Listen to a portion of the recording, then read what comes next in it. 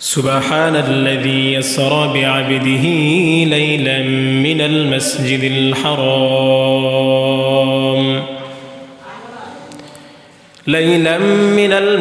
الحرام إلى المسجد الأقصى الذي باركنا حوله لنريه من آياتنا আল্লাহ রব্বুল আলামিন বললেন, পুত পবিত্র সেই সত্তা আসরা বিআবদিহি লাইলা, যেই প্রতিপালক, যে সত্তা তার বান্দাকে রাত্রি ভ্রমণ করিয়েছেন, মিনাল মসজিদিল হারাম ইলাল মসজিদিল আকসা, মসজিদে হারাম থেকে মসজিদে আকসা পর্যন্ত। নবীজি সাল্লাল্লাহু আলাইহি ওয়াসাল্লাম মসজিদে আকসার মধ্যে গিয়েছেন। নবীজি শুরু থেকে বর্ণনা করলেন। নবীজি বললেন, আমি শুয়েছিলাম ঘরের মধ্যে, ফেরেশতা জিবরিল আলাইহিস সালাতু ওয়াস সালাম আমার ঘরের ছাদকে ফাঁকা করেছে। আমার ঘরের ছাদকে ফাঁকা করে জিবরিল আলাইহিস সালাতু ওয়াস সালাম আমার কাছে এসেছে। আসার সময় একটা স্বর্ণের পাত্র নিয়ে এসেছে। ওই স্বর্ণের পাত্রের মধ্যে জমজমের পানি ছিল এবং যে পাত্রটা হিকমতে ভরপুর ছিল। নবীজি সাল্লাল্লাহু আলাইহি ওয়াসাল্লাম বললেন, জিবরিল আলাইহিস সালাতু ওয়াস সালাম আমাকে সেনাসাক করলেন, ওপেন হার্ট সার্জারি। ভিতর থেকে আমার হৃদয়টাকে বের করলেন, বের করে এটাকে জমজমের পানি দিয়ে ধুয়ে দিয়েছেন এবং আমার হৃদয়ের ভিতরে হিকমত দিয়ে, প্রজ্ঞা দিয়ে ভরপুর করে দিয়েছেন। এরপরে জিবরিল আলাইহিস সালাতু ওয়াস সালাম আমাকে নিয়ে বাইতুল মাকদাস গিয়েছেন। কোথায় গিয়েছেন? বাইতুল মাকদাস গিয়েছেন। নবীজি সাল্লাল্লাহু আলাইহি ওয়াসাল্লাম বললেন, সেখানে আমি মূসা আলাইহিস সালাতু ওয়াস সালামকে দেখেছি। তার চুলগুলো কোকড়ানো। চুলগুলো কেমন? মূসা আলাইহিস সালাতু ওয়াস সালামকে আমি দেখেছি। ঈসা আলাইহিস সালাতু ওয়াস সালামকে আমি দেখেছি। ঈসা আলাইহিস সালাতু ওয়াস সালাম বেশি লম্বাও না, খাটো না। এরপরে নবীজি সাল্লাল্লাহু আলাইহি ওয়াসাল্লাম বললেন, সেখানে আমি ইব্রাহিম আলাইহিস সালাতু ওয়াস সালামকে দেখেছি। ইব্রাহিম আলাইহিস সালাতু ওয়াস সালাম দেখতে কিছুটা আমার মতো। এরপরে নবীজি সাল্লাল্লাহু আলাইহি ওয়াসাল্লাম বললেন, আমি নবীদেরকে নিয়ে নামাজ পড়লাম, আমি ইমামতি করেছি। সুবহানাল্লাহ কয় না? ইমামতি করার পর নবীজি সাল্লাল্লাহু আলাইহি ওয়াসাল্লাম বললেন, ফেরেশতা জিবরিল আলাইহিস সালাতু ওয়াস সালাম বললেন, চলুন আমরা উপরের দিকে যাব। কোথায় যাব? সফর শুরু হয়ে গেল।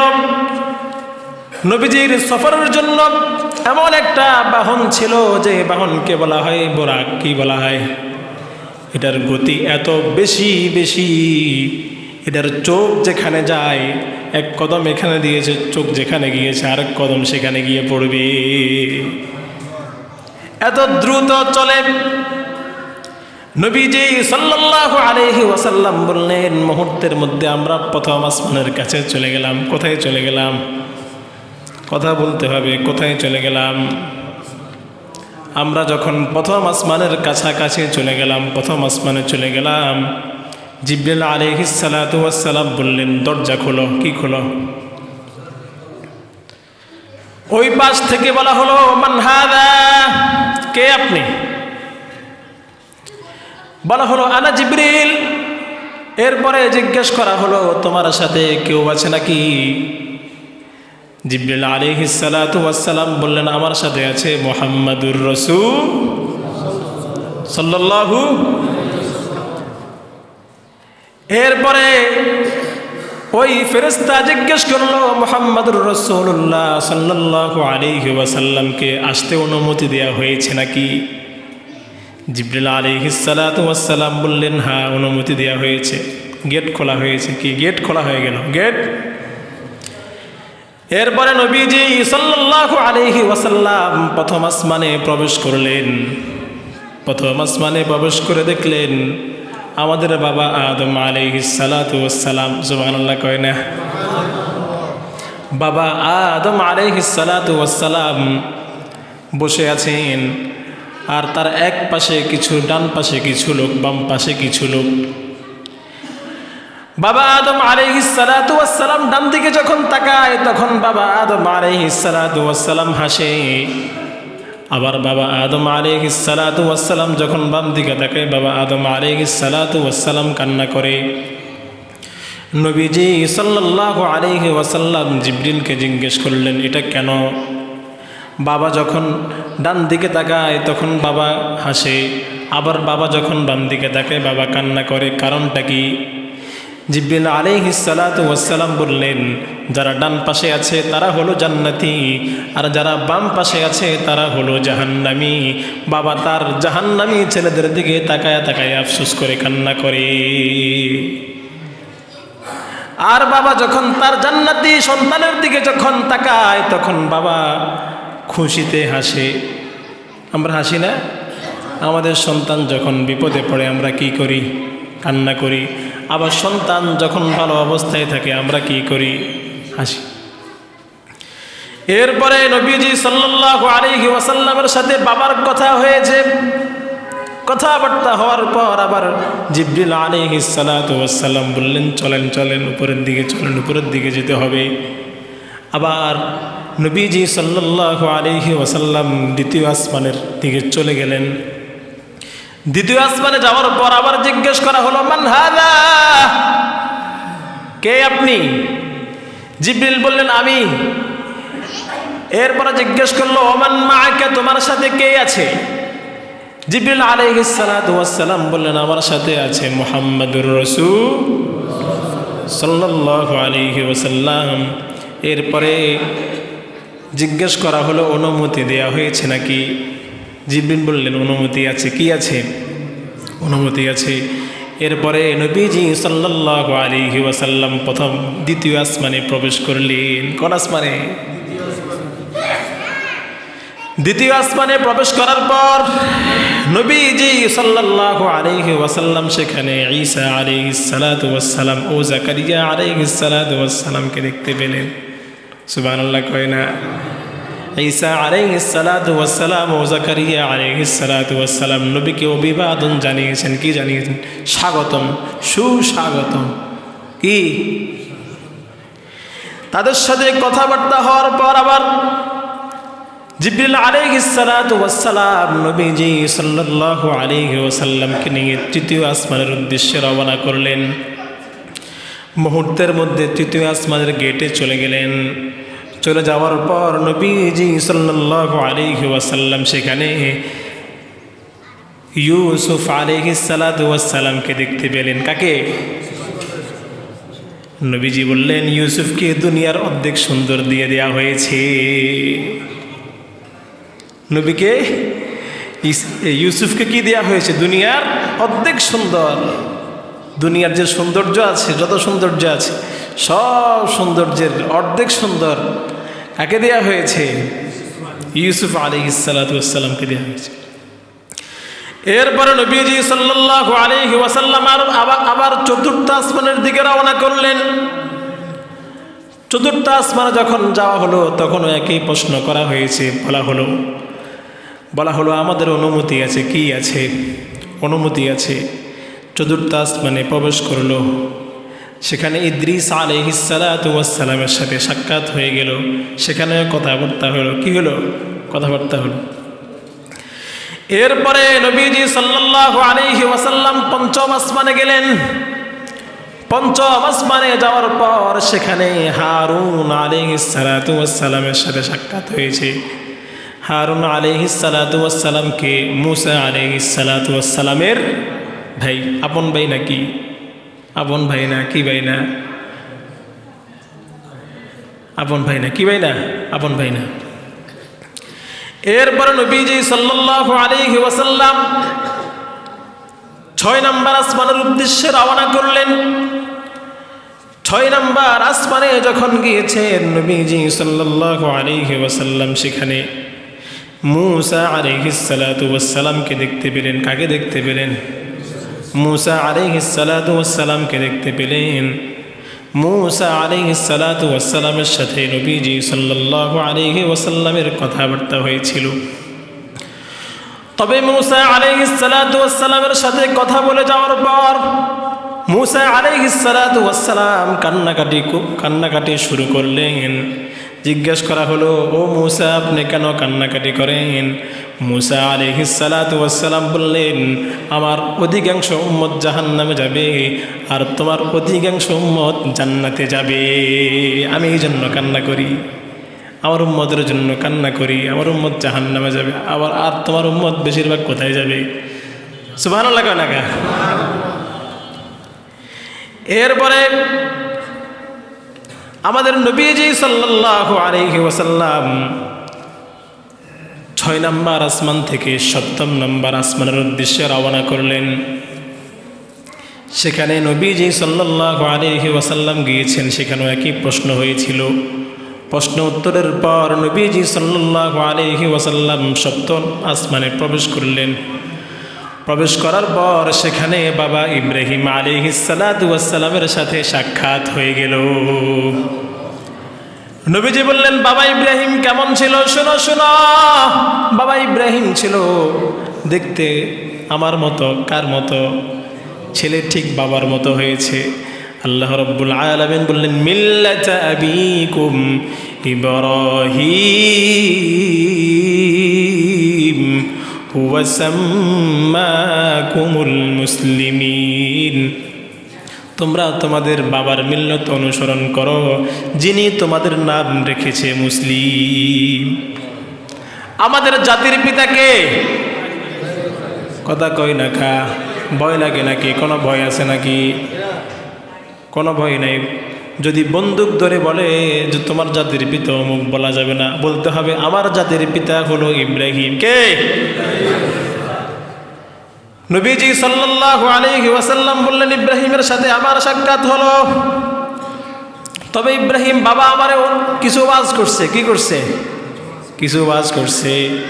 নবীজি সাল্লাল্লাহু আলাইহি ওয়াসাল্লাম বললেন, ইব্রাহিম আলাইহিস সালাতু ওয়াস সালাম বললেন, হে মুহাম্মদ, তুমি আমার পক্ষ থেকে তোমার উম্মতকে সালাম দিয়ে দিবা। সুবহানাল্লাহ কয় না? এরপরে ইব্রাহিম আলাইহিস সালাতু ওয়াস সালাম বললেন, জান্নাতের মাটি হলো পুত পবিত্র। জান্নাতের মাটি হলো কি? পুত পবিত্র। আর জান্নাতে গাছ রোপণ করতে হলে একটা দোয়া পড়তে হবে, হলো সুবহানাল্লাহি ওয়া বিহামদিহি, সুবহানাল্লাহ ওয়ালহামদুলিল্লাহ, সুবহানাল্লাহ ওয়ালহামদুলিল্লাহ ওয়া লা ইলাহা ইল্লাল্লাহু ওয়াল্লাহু আকবার। ইব্রাহিম আলাইহিস সালাতু ওয়াস সালাম বললেন, কেউ যদি চায় তার জান্নাতের ভিতরে গাছ লাগাবে, এই দোয়া যদি একবার পড়ে, সাথে সাথে আল্লাহ রাব্বুল আলামিন তার জন্য একটা গাছ লাগায় দিবে। এটা মনে হয় বড় হইতে দেরি হবে। গাছ লাগতে দেরি আর বড় হইতে দেরি হবে না। এই জন্য বড় বনি সুবহানাল্লাহি ওয়ালহামদুলিল্লাহ ওয়া লা ইলাহা ইল্লাল্লাহু ওয়াল্লাহু। গাছ লেগে গেছে, আবার পড়েন সুবহানাল্লাহি ওয়ালহামদুলিল্লাহ ওয়া লা ইলাহা ইল্লাল্লাহু ওয়াল্লাহু আকবার। এভাবে নবীজি সাল্লাল্লাহু আলাইহি ওয়াসাল্লাম সিদরাতুল মুনতাহার মধ্যে পৌঁছে গেলেন। সেখানে একটা বড়ই গাছ আছে, কুল গাছ বলা হয়। নবীজি সাল্লাল্লাহু আলাইহি ওয়াসাল্লাম বললেন, বড়ই গাছের পাতাগুলো এক একটা হাতির কানের মতো, এত বিশাল বিশাল পাতা। সুবহানাল্লাহ কয় না? এরপরে এক একটা বড়র সাইজ এক একটা মটকার মতো। কিসের মতো? মটকা ছিলেন নাকি?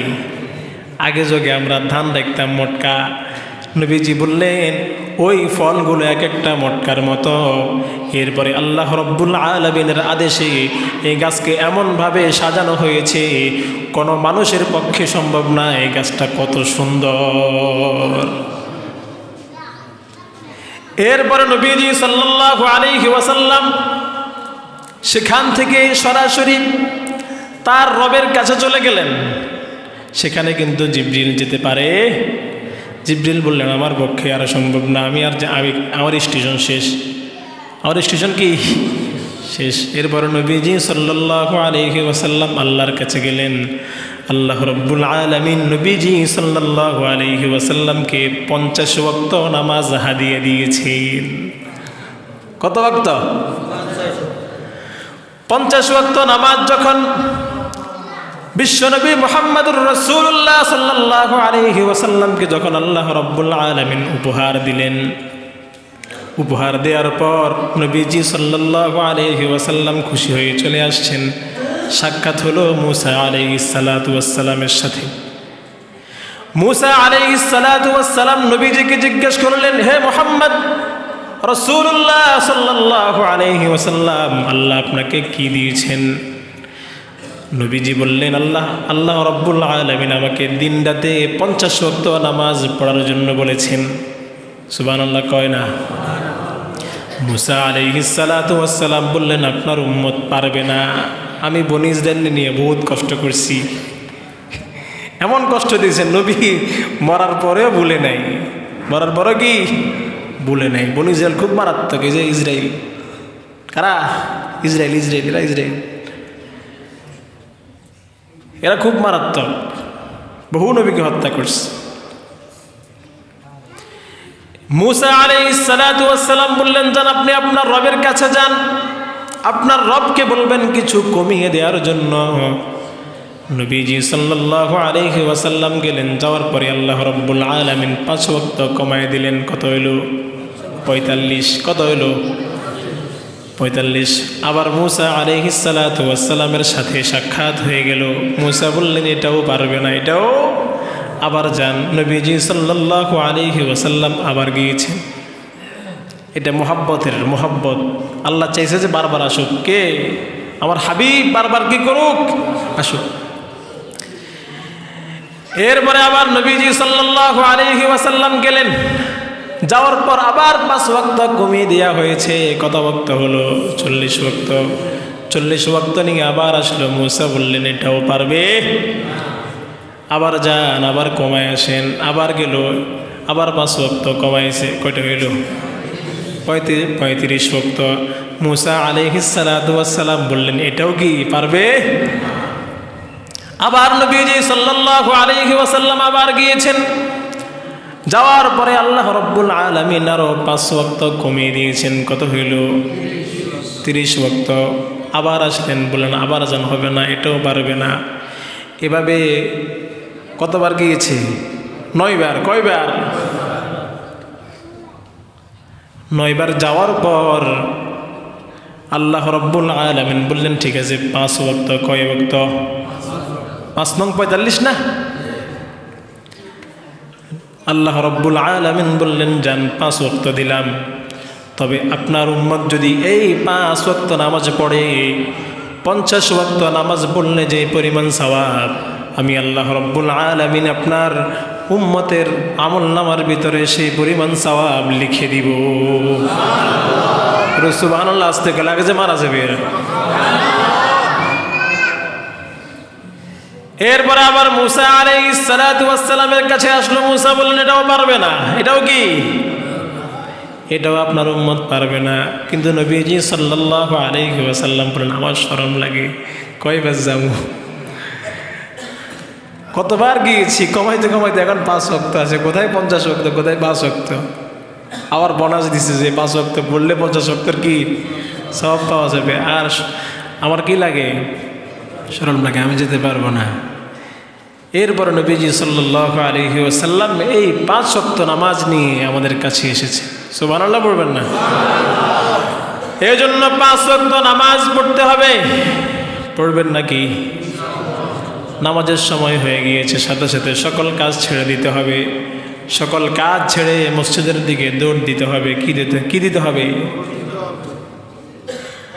কারণ আল্লাহ রাব্বুল আলামিন বললেন, ইন্নাস সালাতা তানহা আনিল ফাহশাই ওয়াল মুনকার। নিশ্চয়ই নামাজ মানুষকে অন্যায় অশ্লীল কাজ থেকে হেফাজত করে। এই জন্য সমাজকে নামাজি বানাইতে হবে, পরিবারকে নামাজি বানাইতে হবে।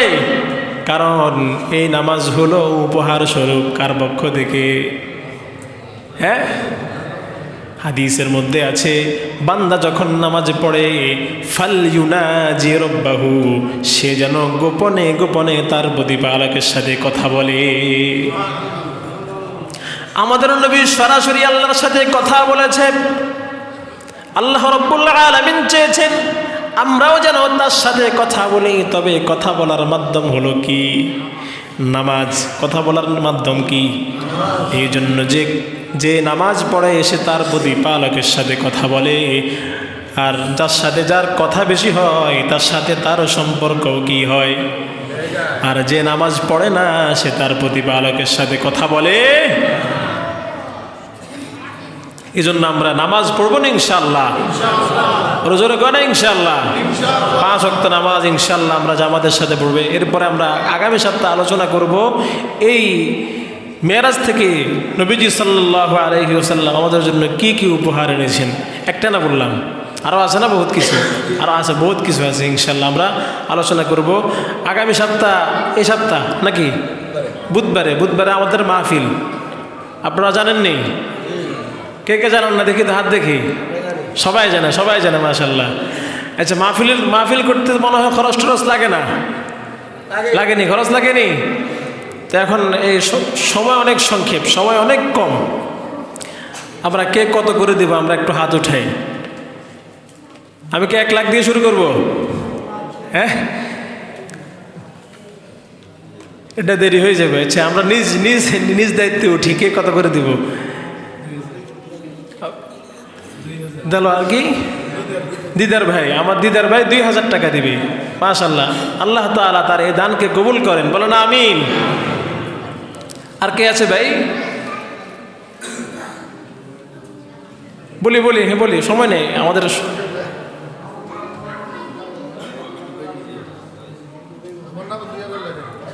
আমাদের কেশিয়ার সাহেব 2000 টাকা দেবেন ইনশাআল্লাহ, আল্লাহ তাআলা কবুল করেন, বলো না আমিন।